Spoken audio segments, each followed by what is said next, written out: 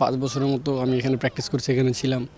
So ওই স্মৃতিগুলো মনে পড়তেছিল। গতকালই শরীফুল এই কথাটা বলছিলেন যে এই রাজশাহীর মাঠটাতে যখনই তিনি আসেন এটাকে তার আপন মনে হয় এবং নিজের ঘর বলে মনে হয়, কেননা এই মাঠেই অসংখ্যবার তিনি ম্যাচ খেলেছেন, অনেক লম্বা একটা সময় তিনি প্র্যাকটিস করেছেন এবং এখানকার যে পাশে একাডেমি রয়েছে সেই একাডেমিতে তিনি প্রায় 5 বছরের মতো সময় কাটিয়েছেন এবং নিজেকে গড়ে তুলেছিলেন ইন্টারন্যাশনাল ক্রিকেটের জন্য।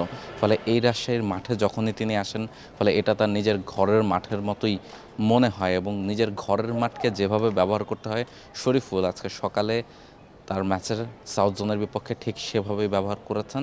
এবং আরেক ঘরের ছেলে নাহিদ রানা তিনিও শরীফুলের সাথে এই একাডেমিতেই ছিলেন, রাজশাহীর এই মাঠেই অসংখ্যবার প্র্যাকটিস করেছেন, অসংখ্য ম্যাচ খেলেছেন।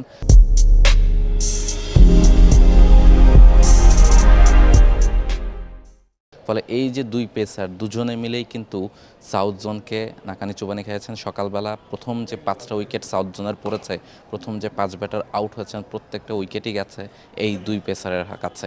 এবং শরীফুল ইসলাম তিনি 2টা উইকেট নিয়েছেন, নাহিদ রানা তিনি 3টা উইকেট নিয়েছেন এবং শুরুতেই 5টা উইকেট হারিয়ে ফেলে সাউথ জোন যে ম্যাচ থেকে ছিটকে গেছে, তাদের ব্যাটিং অর্ডার যে ধসে পড়েছে সেখান থেকে কিন্তু তাদের আর ফিরে আসা হয়নি। শেষ পর্যন্ত পরে অহিন কিংবা মুগ্ধ তারাও দুর্দান্ত বোলিং করেছেন এবং শেষ পর্যন্ত কিন্তু মাত্র 144 রানেই অল আউট হয়ে গেছে সাউথ জোন। এবং যে ম্যাচ নিয়ে এত আলোচনা হচ্ছিল নর্থ জোন এবং সাউথ জোনের, যে হাই ভোল্টেজ ম্যাচ, সাউথ জোনেরও দলেও ব্যাটিং লাইন আপে বেশ কিছু ভালো ব্যাটার রয়েছেন, এর আগের ম্যাচটাতেও তারা বড় একটা স্কোর চেস করে ম্যাচ জিতেছে। ফলে আলোচনা হচ্ছিল যে খুব ভালো একটা ম্যাচ হতে যাচ্ছে, তবে শেষ পর্যন্ত কিন্তু প্রথম ইনিংসের পরে সেটার খুব একটা মনে হচ্ছে না, কেননা নর্থ জোনের বোলাররা যেভাবে বোলিং করেছেন, স্পেশালি এই দুই পেসার নাহিদ রানা এবং শরীফুল একেবারে সকালবেলাই ম্যাচ থেকে অনেকটাই ছিটকে গেছে সাউথ জোন। 145 রানের যে টার্গেট সেই টার্গেটে নর্থ জোন খানিকক্ষণ বাদে ব্যাটিং করতে নেবে এবং সেই টার্গেটটা খুব বেশি কঠিন হওয়ার কথা না। নর্থ জোনের যে ব্যাটিং লাইন আপ সেখানে লিটন কুমার দাস,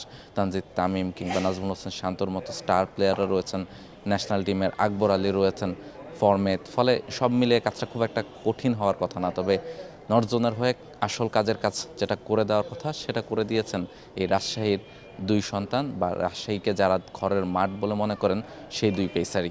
রাজশাহী থেকে রাহুল রায়, T Sports. For more updates, subscribe to our YouTube channel and click on the bell icon. Follow us on Facebook and Instagram. Download T Sports app to enjoy exciting games and highlights. Visit tsports.com.